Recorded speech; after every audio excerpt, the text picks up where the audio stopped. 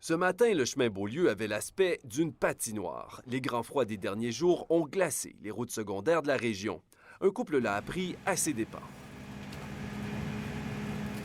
Un coup que les roues sont barrées, là, c'est sûr qu'il faut.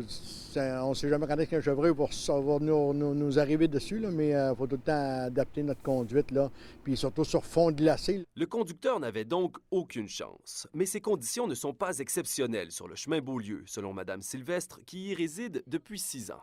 Ah, c'est sécuritaire, Okay. moi je trouve. En tout cas. Ouais. C'est glissant, quoi? Oui, c'est glissant, mais il a tombé une petite pluie dimanche, là, c'est venu comme glacé là, dans le chemin, puis il n'y avait rien passé, rien pantoute.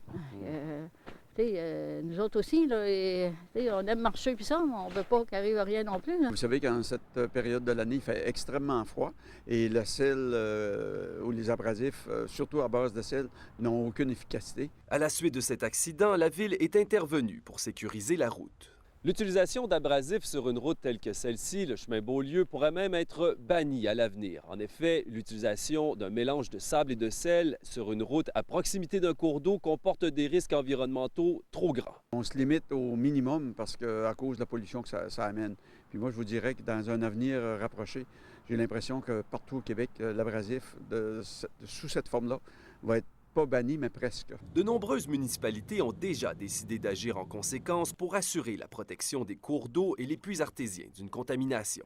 La solution proposée pour les usagers de la route?